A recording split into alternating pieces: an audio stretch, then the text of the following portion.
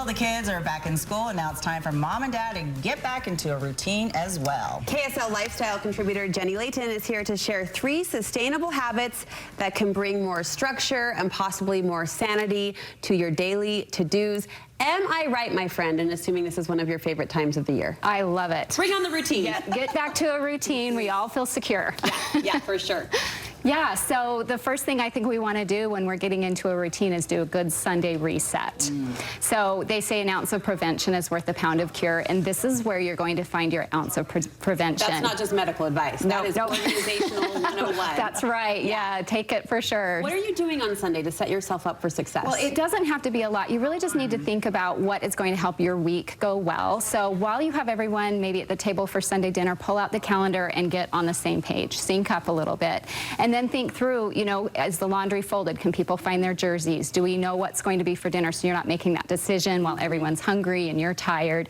And then for sure, go through your calendar and plan your week. Be well aware of deadlines, tasks that need to be done, so you really start that out with a sense of control. That's genius, because I do not do Sundays like that. I kind of like cram, you know, my weekend into the Friday, Saturday, and then Sunday's just like rest, and like I really don't want to think about the week ahead, so this is great. Well, we talked about the Sunday scaries. That's just marinating in the stress or what you haven't done, but this feels like an antidote to that as well, like taking action. I think that's why people hate Mondays so much, because they walk into it blindly. So I'm not saying take all day Sunday, but give yourself 20, 30 minutes to really be prepared, and then you're going to feel a lot better about your week. All right, once we're up and going and the week is on its way, introduce us to this idea of the first 15 routine. Right. Okay, this is so important for busy parents especially, because when you have a family that requires a lot, there's not a lot of time left over for self-care. So give yourself the first 15 minutes of the day. So whether that means moving your body a little bit, or praying, or reading something inspirational, or just looking over your calendar,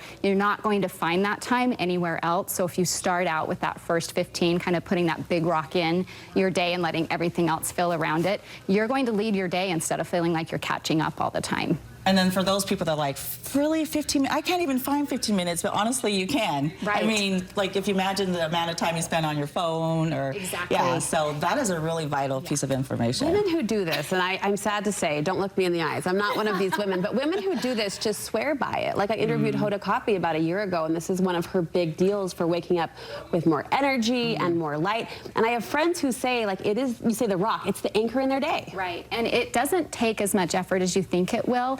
I have a group running right now, and just yesterday I had someone post how they never thought they'd be a morning person, but now just bit by bit, 10 or 15-minute increments, they are hooked because it just gives them that power that they've been missing, and then you won't go without it. Wow, it's like a jump start. It is. Yeah, 15. Definitely recommend. That's right. And then the third thing that we want to do is start tomorrow, tonight.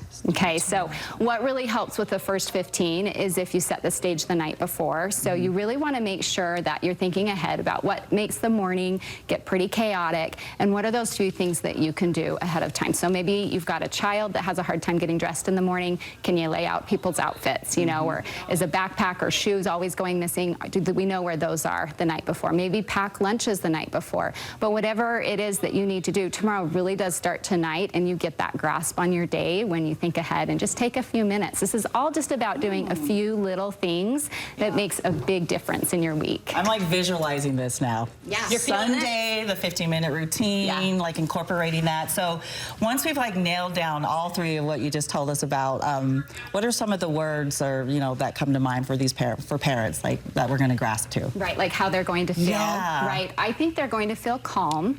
I think they're going to feel prepared, and I think mostly they're going to feel really proud of themselves, because I think when you're starting your day and you have control over your home and over your day, you are showing up your best, doing your best work, and so it really is reinforcing. It's something that once you start, you really don't want to live without. Yeah, I think the mark of a polished woman or person is the pace, right? If you can just live at that slower pace, which preparedness affords us that luxury to just move a little slower, marinate in those mornings a little bit more. Jenny, great advice, sister. You mentioned the community that you've formed and the classes you offer. How can people connect with you? Well, one of the best ways is on my podcast, the Life Organized podcast. I also have a website, thehappygal.com, and then I'm on social with Facebook and Instagram at JLTheHappyGal.